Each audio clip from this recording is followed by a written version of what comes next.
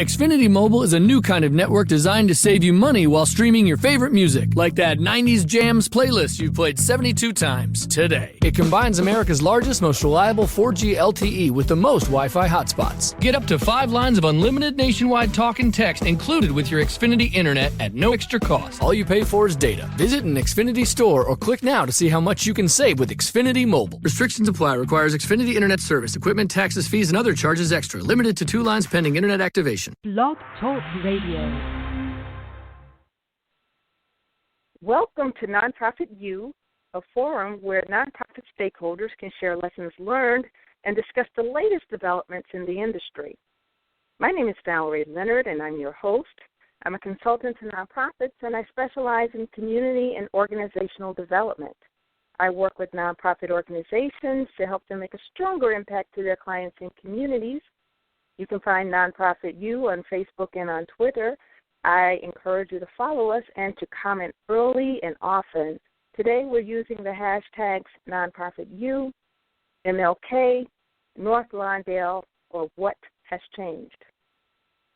You can also leave comments on blogtalkradio.com/nonprofit_U. The chat room is open, and you can post comments and questions. In order to use the chat room, you must open a listener-only account. You'll find a link to open the account on the page for this episode. You can also email me questions at consulting@ValerieFLeonard.com. We'll be taking questions by phone and from our chat room at about the 20-minute mark or so. Call-in number is 347-884-8121. Today we'll be looking at the work of Dr. Martin Luther King when he was in Chicago, and then we'll examine what has changed in North Lawndale since he walked among us. Again, we encourage you to call in with questions at about the 20-minute mark. You can start posting in the chat room and emailing questions now. Again, my email address is consulting@ValerieFLeonard.com, and if you want to participate in the live chat, you must open an account, and the link is found on the episode page. The call-in number, again, is 347-884-8121. Nonprofit and community development professionals, and then especially those of you who work or live or are from North Lawndale, we're encouraging you to come and call and share some of your perspectives.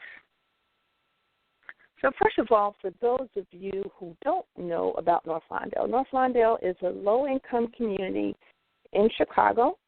On the west side, we are approximately 2.25 miles from Chicago's downtown area. It's an up-and-coming neighborhood. There is, quite a bit of pressure, I think, for gentrification, as is true for many communities that are, bordering our downtown areas. So as I was preparing for today's show, I had a very short conversation with my mother. Her name is Essie Leonard. She is a retired Chicago school teacher. She lived in North Lawndale most of her adult life, from 1957 until 2000. So clearly that was before I was born, right? Now, seriously, from 1957 until 2000, she lived there, and I was born and raised in North Lawndale. And I asked her, about that time and, what's different now. And, one of the first things she said was, well, church attendance is way down from where it was in the 1960s. And just to put that in perspective, we have over 180 churches, and attendance is way down. Parents were more involved in schools with their children, she said. Schools were actually overcrowded, and we had the Willis wagons, which were really trailers that were put in the playgrounds because of school overcrowding. There were many more field trips. In fact, the Board of Education insisted on them, and there were more child-parent centers for early learning. And then citizens were much more engaged in civic affairs, and there were summer jobs for youth. There were shopping centers on Pulaski, Roosevelt, and Madison. We had many more bus routes, including the Ogden bus, 16th Street bus, and the Central Park bus, and as those of you who are engaged in the fight for better public transportation, you're very much aware of those issues. And there were many more houses, and there were fewer vacant lots. In fact, we have about half of those are vacant lots in North Lawndale. So that gives you some indication. And then when we look at the density, we're using probably about 25% of our capacity for development in that area. So we've got a big opportunity. Some might call it a problem, but it's a huge opportunity for development and reimagining the community. And I would hope that as we reimagine the community, that community citizens are, in fact, driving that process. So now that we've had some very high-level reflections from my mom and we heard me pontificate, I want to share a little background on why Dr. King came to Chicago in the first place. He came here at the urging of James Bevel and Al Raby to lead the charge for fair housing and economic development. And together the three men led what has become known as the Chicago Freedom Movement. And this is also known as the Chicago Open Housing Movement. And they created the environment where the Contract Buyers League could be very successful in the work that they do. And as you remember, the Contract Buyers League was an organization of local resident homeowners who fought the practice of unscrupulous investors who were selling houses on contract and created terms such that people never actually owned the houses. They didn't give mortgages, but contracts. So, again, the work that Dr. King did helped create an environment where this was possible. So the Chicago Freedom Movement, it included things like large rallies, marches, and demands to the city council in Chicago as well as the mayor. And these specific demands covered a wide range of areas besides open housing, and included things like quality education, transportation and job access, income and employment, health, wealth generation, crime and the criminal justice system, community development, tenants' rights, and quality of life. So much of the work that we're doing now has been inspired by the work that Chicago Freedom Movement has done, and they laid a very solid blueprint for us. The Chicago Freedom Movement was the most ambitious civil rights campaign in the north of the United States, and it lasted from 1965 until early 1967. So they accomplished a lot in 2 years, and they're largely credited with inspiring the 1968 Fair Housing Act. And during this time, King came to live in Chicago, and one of the few communities that would really accept him was North Lawndale. So we're very honored in North Lawndale to have had him live with us for about 6 months. And he lived in an apartment at 1550 South Hamlin, and he did that to demonstrate the need for decent housing. And he lived there, again, for 6 months in 1966. And he worshiped and spoke most often at Stone Temple Church on Douglas Boulevard and Friendship Baptist Church. And at the time, Friendship Baptist was located in North Lawndale. So a number of things came out of the Chicago Freedom Movement. You know, again, they've been able to accomplish a whole lot in 2 years. And I can't go into all of it, but some of the things that they did, they really impacted the real estate boards. They made it possible that public statements and all listings would be available on a non-discriminatory basis. And when we look at the banks and savings institutions, banks were they were made to make public statements of a non-discriminatory mortgage policy so that loans would be available to any qualified buyer without regard to the racial composition of the area. And then when we speak to the work with the mayor and city council, they provided that the mayor and city council publish head counts of whites, Negroes, Latin Americans for all city departments, and to revoke all contracts with firms that don't have a full-scale fair employment practice. They created a citizen review board for grievances against police brutality and false arrests or stops and seizures. They also demanded an ordinance giving ready access to the names and owners and investors for all slum properties. And then they demanded a saturation program of increased garbage collection, street cleaning, and building inspection services for the slum property. So in a lot of ways, I'm reading something that happened, about 50 years ago, and it's still relevant. Today we've got a lot of work ahead of ourselves, a lot of work. And then when it comes to politics, they demanded that precinct captains be residents of their own precincts. And then with the Chicago Housing Authority, they demanded a program to rehab present public housing, including such items as locked lobbies, restrooms, and recreation areas, and they also demanded a program to increase vastly the supply of low-cost housing on a scattered basis for both low- and income families. So as a result of their advocacy, we have scattered site public housing, and North Lawndale is the site of the greatest number of those project-based Section 8 housing. At one point we had as many as 1,600 units that were owned by one person. I'm not quite sure the total in the whole community, but one entity, rather, owned 1,600 units of affordable Section 8 housing. And then on the business side, they required that basic head counts, including, white, Negro, and Latin American, by job classification and income level, be made public. And then they demanded racial steps to upgrade and integrate all departments and all levels of employment. So that laid the groundwork for affirmative action that was created under Nixon when he came to office. So when we fast forward to, say, 2007, at the time when I posed this question, people are saying things like, you know what, I've lived a lot of places all over the country, and I've never, ever had to fight so hard just to live. It's just like the entire community is under siege. Now, that was 2007.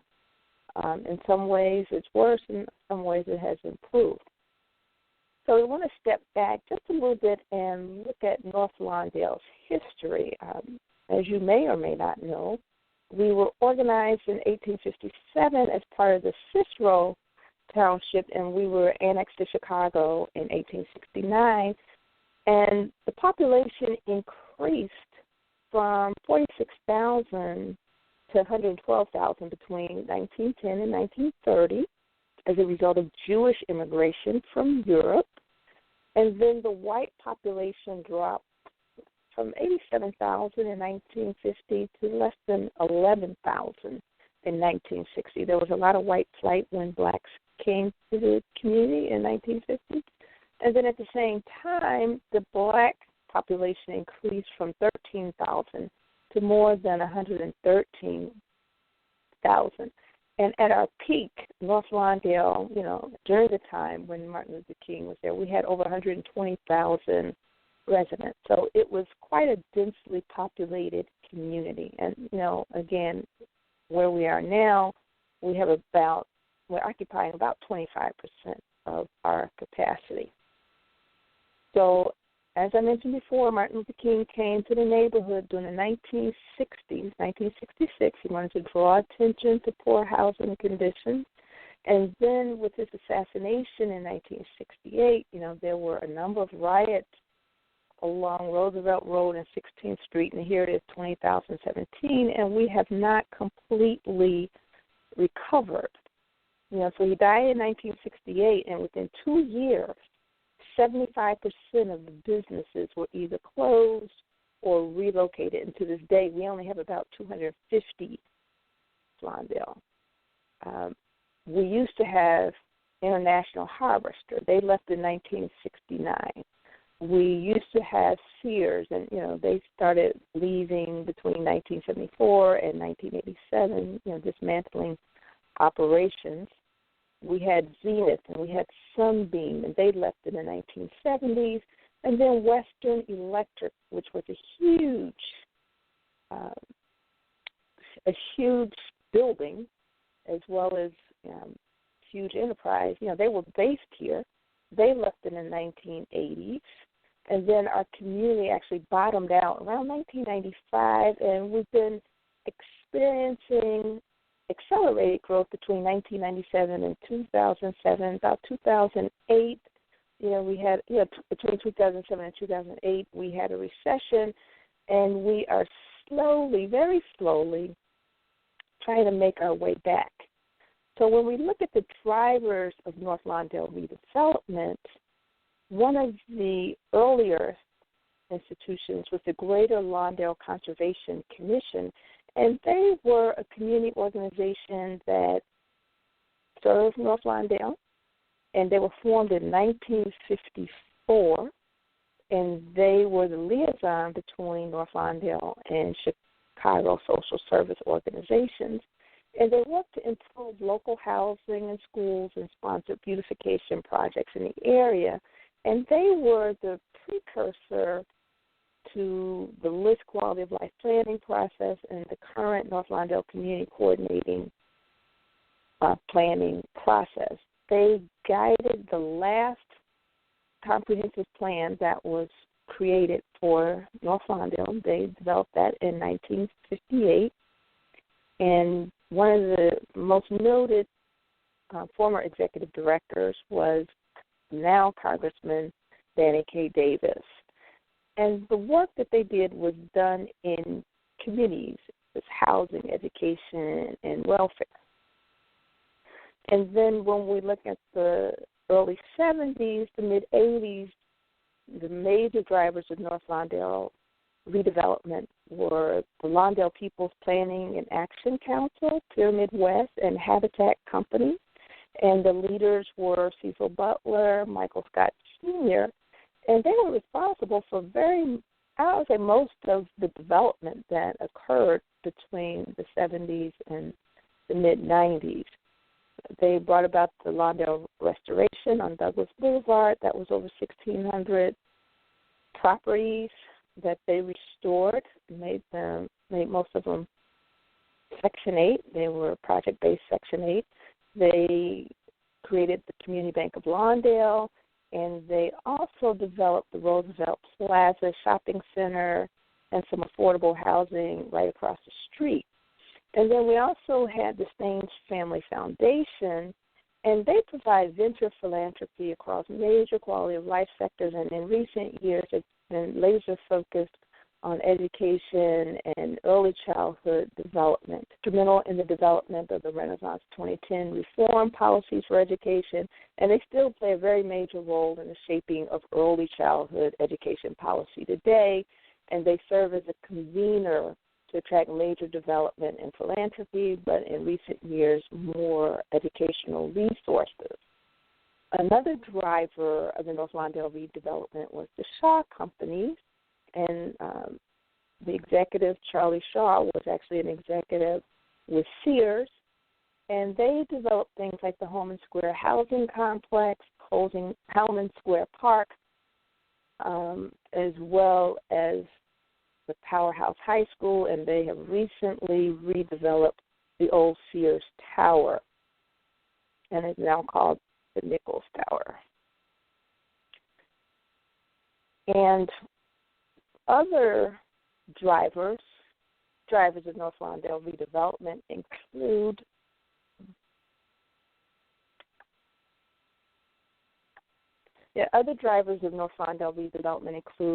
LISC, which is the Local Initiative Support Corporation, and about 10 years ago, they facilitated the local planning processes in about 17 different neighborhoods in North Lawndale was one of them. And at that time, they partnered with Lawndale Christian Development Corporation, and then they partnered also with Staines Family Foundation to advance costs for the Ogden-Pulaski TIF redevelopment plan. And today we have the North Lawndale Community Coordinating Council. They were put together about early 2015, April of 2015. I was one of the founding members, and they were an association, or are an association, of businesses, nonprofit organizations, individuals, and elected officials that have come together to coordinate and guide comprehensive planning. And this is the first process that actually combines capacity building for residents so that they will have an opportunity to take advantage of the opportunities that the planning process brings. And they have completed the existing conditions report and are looking to develop a comprehensive planning process, and that plan should be done within the next year. And then when we look at the demographics for North Lawndale, we're down to about 38,000 people, down from 120,000 some odd people when Martin Luther King was here. And the racial makeup is now about 93% African American. And then we have Latino and white who are coming in. And then when we look at the number of housing units, in 2005, we were down about 8%, down to about 13,000 properties, and it's probably lower than that now because we've had a significant number of foreclosures. And then, again, the number of vacant units at that time was about 1,700, and that has gone up. We have over 3,000 now, and I'm pretty sure we didn't have that many when Martin Luther King was here. I'm not quite sure what that number was. And then the number of owner-occupied units, in 2005, it was down to about 3,151, and I'm sure it's lower than that given, the mortgage crisis that we've had and, given that our population is down. So when we look at our income, about 42% of our people are living below poverty, and this was about the fourth highest in the city. And then we had about 4,800 households with, incomes below $15,000. So it's a relatively poor community, to say the least. And when we look at, our ability, for people to actually afford housing, given that the median income is about $24,000, people in that income bracket can only afford houses up to about $68,000. And when we talk about affordable housing in the city of Chicago, we typically tie it to the area median income, which is, looking at housing in about the $150,000 range. So a lot of the so-called affordable housing is beyond our range. The area median income is in the $70,000 to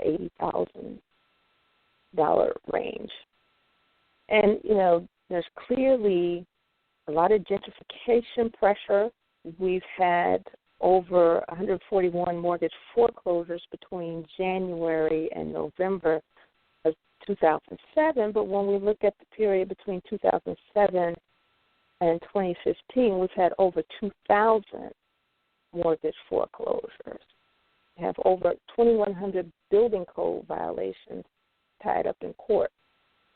And just in a single action alone, we lost 1,200 affordable units when we lost the housing on Douglas Boulevard. In fact, some of that housing, some of it has come back, but not all of it. So we're taking a serious hit on the housing front, and some residents have actually complained that their property tax bills have doubled in the last year. And then when we look at the median rent values, the median rent increased from $380 in 1990 to about $680 back in 2013 and the rents range from $650 to about $1,300, and 61% of our residents are paying over 40% of their annual income in rent. There are serious rising home values, and we've gone from $40,000 in 1990 to some homes being over $300,000 as is, today. So we're in serious straits, as far as affordable housing concerned. And then when you talk to residents today, one resident has said it's as if our government at all levels have put mechanisms in place to destabilize the community and remove local controls. So we have unregulated predatory lenders. There's pressure to dismantle LSCs for public schools, while charter schools are run by governing boards with corporate representation. In fact, only about a third of our schools are regular schools. 2/3 are either charters or turnaround schools or alternative schools.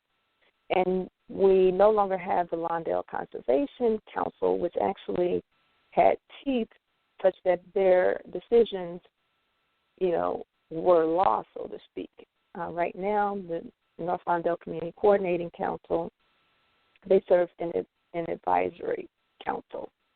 And there's significant resistance to creation of local resident-run and controlled planning bodies. But, in recent years, we body and, the aldermen can work very closely together as they do their community planning. So as we look at rebuilding the community, the city has what I would call a Marshall Plan to rebuild the community, and they do that through the TIFs and the NIFs and STIFs. So the TIF is a tax increment financing district, whereas the NIFs are neighborhood improvement funds, so people can improve their properties. And the SPIF, or Small Business Improvement Fund, that is meant for small businesses to rehab their facades. And, we're doing the community planning process as well. So those are the things that are in place in North Lawndale. And as I prepare for today, away from all of this, so I thought about how when Dr. Martin Luther King walked among us, one of the strengths of his work is that his advocacy made community planning much more impactful. Planning without advocacy is really an exercise in self-gratification, and the short-term gains will be fleeting unless you can marry the advocacy with the planning. So sustained advocacy is a crucial element that's missing today in much of the work that we do. And I thank God that King, Al Raby, and James Bevel, they pushed many, many envelopes, and the world is a better place because of it. A lot of the work that Dr. King did was plugged into the work that Al Raby and James Bevel were already doing with the Chicago Freedom Movement, which I think is very, very instructive for those of us who are engaged in community planning. They were very holistic in their approach, and they impacted policies at the national and local levels. However, one of the shortcomings of the Freedom Movement is when the leaders focused their efforts on the Vietnam War, there were very few people to carry on the work in housing, transportation, and economic development. But we also have to look at the fact that that work that was done has a lasting impact. Again, as I said before, a lot of what they did was accomplished in 2 years. And they were able to lay the groundwork for a number of laws regarding fair housing and affirmative action that guide policies today. So what I would recommend is that we combine comprehensive community planning with policy and advocacy, and that we engage community stakeholders early and often, and that we develop leadership at the grassroots level and create structures and systems to ensure long-term sustainability of the work. So I want to thank you so much for listening. Those were some of the thoughts that I had. And this brings us to the close of our episode. The show will be available for download within about an hour. And be sure to tune in next week when my guest will be Jody Adler. She's the director of the Law Project. So I shall see you then. Take care. Bye-bye.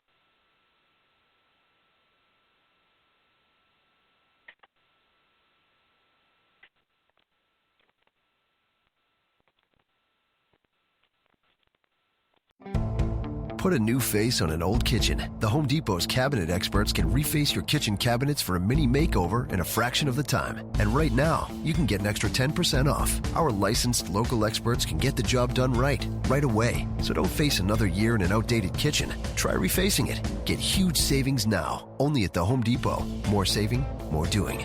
Offer valid through January 17th, 2018. License numbers available at homedepot.com/license numbers.